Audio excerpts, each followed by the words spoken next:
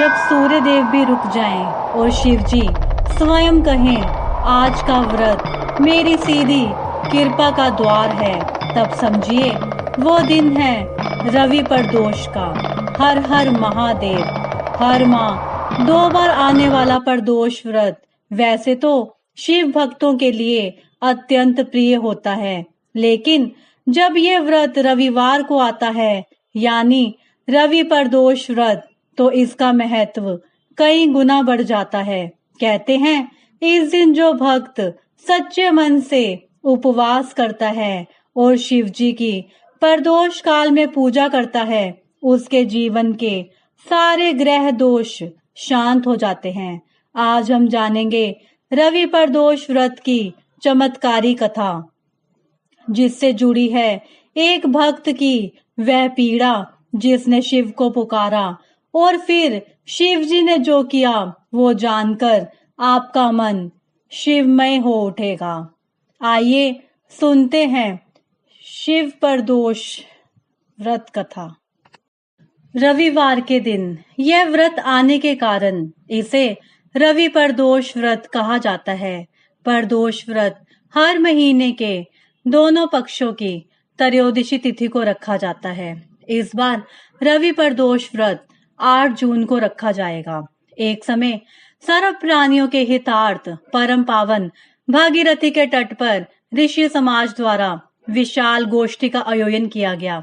इस सभा में व्यास जी के परम शिष्य पुराण वेता सूत जी महाराज हरि कीर्तन करते हुए पधारे। सूत जी को आते हुए देखकर शौनकादि 88,000 ऋषि मुनियों ने खड़े होकर दंडवत प्रणाम किया। महाज्ञानी सूत जी ने भक्ति भाव से ऋषियों को हृदय से लगाया तथा आशीर्वाद दिया। विद्वान ऋषिगण और सब शिष्य आसनों पर विराजमान हो गए। शौनकादि ऋषि ने पूछा, हे पूज्यवर महामते, कृपा यह बताने का कष्ट करें कि मंगलप्रद कष्ट निवारक यह व्रत सबसे पहले किसने किया और उसे क्या फल प्राप्त हुआ। श्री सूत जी बोले, आप सभी शिव के परम भक्त हैं। आपकी भक्ति को देखकर मैं व्रती मनुष्यों की कथा कहता हूँ। ध्यान से सुनो। रवि प्रदोष व्रत कथा।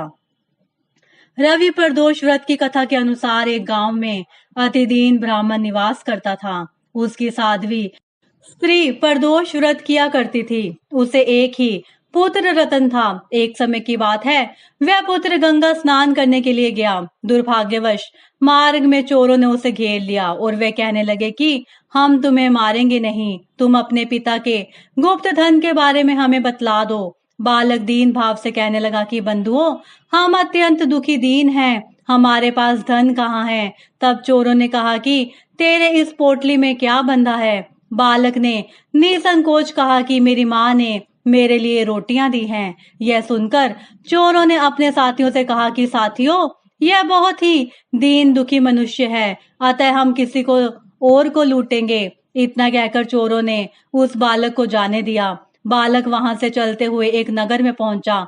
नगर के पास एक बरगद का पेड़ था। वह बालक उसी बरगद के वृक्ष की छाया में सो गया। उसी समय उस नगर के सिपाही चोरों को खोजते हुए उस बरगद के वृक्ष के पास पहुंचे और बालक को चोर समझकर बंदी बना राजा के पास ले गए। राजा ने उसे कारावास में बंद करने का आदेश दिया। ब्राह्मणी का लड़का जब घर नहीं लौटा तब उसे अपने पुत्र की बड़ी चिंता हुई। अगले दिन प्रदोष व्रत था। ब्राह्मणी ने प्रदोष व्रत किया और भगवान शंकर से मन ही मन अपने पुत्र की कुशलता की प्रार्थना करने लगी। भगवान शंकर ने उस ब्राह्मणी की प्रार्थना स्वीकार कर ली। उसी रात भगवान शंकर ने उस राजा को स्वप्न में आदेश दिया कि वह बालक चोर नहीं है, उसे प्रातःकाल छोड़ दे, अन्यथा उसका सारा राज्य वैभव नष्ट हो जाएगा।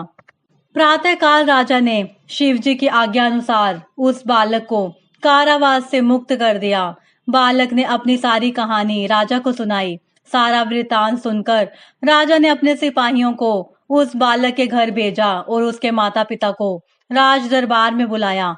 उसके माता पिता बहुत ही भयभीत थे।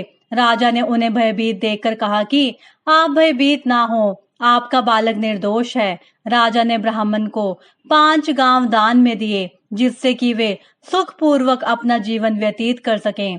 भगवान शिव की कृपा से ब्राह्मण परिवार आनंद से रहने लगा। अतः जो मनुष्य रवि प्रदोष व्रत को करता है वह सुख पूर्वक और निरोगी होकर अपना पूर्ण जीवन व्यतीत करता है तथा उसके जीवन में खुशहाली आती है।